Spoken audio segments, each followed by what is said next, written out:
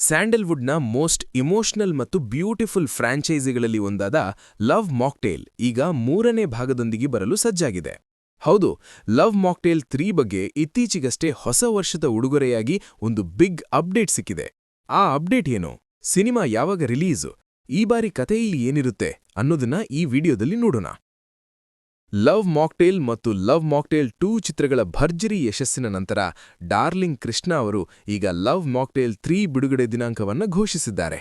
ಈ ಸಿನಿಮಾ ಇದೇ ವರ್ಷ ಅಂದ್ರೆ 2026ರ ಏಪ್ರಿಲ್ 10ರಂದು ಚಿತ್ರಮಂದಿರಗಳಲ್ಲಿ ಅದ್ಧೂರಿಯಾಗಿ ತೆರೆಗೆ ಬರಲಿದೆ.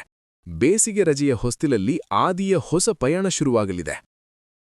ಈ ಹಿಂದೆ ಬಂದ 2 ಭಾಗಗಳಲ್ಲಿ ಆದಿಯ ಪ್ರೇಮಕಥೆಯನ್ನ ನಾವು ನೋಡಿದ್ದೆವು.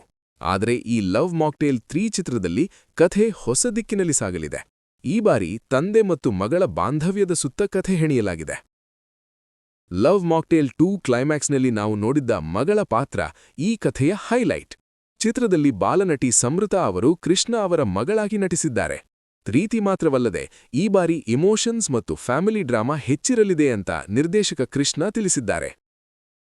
ಮಿಲಾನಾ ನಾಗರಾಜ್, ಅಮೃತಾ ಅಯ್ಯಂಗಾರ್, ರಾಚೇಲ್ ಡೇವಿಡ್ ಮತ್ತು ಅಭಿಲಾಷ್ ಅವರು ಪ್ರಮುಖ ಪಾತ್ರಗಳಲ್ಲಿ ಕಾಣಿಸಿಕೊಳ್ಳಲಿದ್ದಾರೆ. ನಕುಲ್ ಅಭಯಂಕರ್ ಅವರ ನೀನೇ ನೀನೇ ಎಂಬ ಪ್ರೋಮೋ ಸಾಂಗ್ ಈಗಾಗಲೇ ಎಲ್ಲರ ಮನಗೆದ್ದಿದೆ. ಈ ಸಿನಿಮಾವನ್ನು ಕೇವಲ ಕರ್ನಾಟಕ ಮಾತ್ರವಲ್ಲದೆ ಹೊರ ರಾಜ್ಯ ಮತ್ತು ವಿದೇಶಗಳಲ್ಲೂ ಚಿತ್ರೀಕರಿಸಲಾಗಿದೆ. ಗುಜರಾತ್ನ ಕಚ್, ರಾಜಸ್ಥಾನದ ಜೈಸಲ್ಮೇರ್, ಜೋಧ್ಪುರ್ ಹಾಗೂ ಜಾರ್ಜಿಯಾ ದೇಶದ ಸುಂದರ ತಾಣಗಳಲ್ಲಿ ಸಿನಿಮಾ ಮೂಡಿಬಂದಿದೆ. ಹಾಗಾಗಿ ವಿಜುವಲ್ಸ್ ಅದ್ಭುತವಾಗಿರಲಿವೆ ಎಂಬ ನಿರೀಕ್ಷೆಯಿದೆ. ನಿಮಗೂ ಲವ್ ಮಾಕ್ಟೇಲ್ ಸರಣಿ ಇಷ್ಟವಾಗಿದ್ರೆ ಮತ್ತು ಆದಿಯ ಮಗಳ ಕಥೆ ನೋಡಲು ಕಾಯ್ತಿದ್ರೆ ಈ ವಿಡಿಯೋಗೆ ಒಂದು ಲೈಕ್ ಕೊಡಿ. ಸ್ಯಾಂಡಲ್ವುಡ್ನ ಮತ್ತಷ್ಟು ಅಪ್ಡೇಟ್ಸ್ಗಾಗಿ ನಮ್ಮ ಚಾನೆಲ್ ಸಬ್ಸ್ಕ್ರೈಬ್ ಮಾಡಿ. ಧನ್ಯವಾದಗಳು.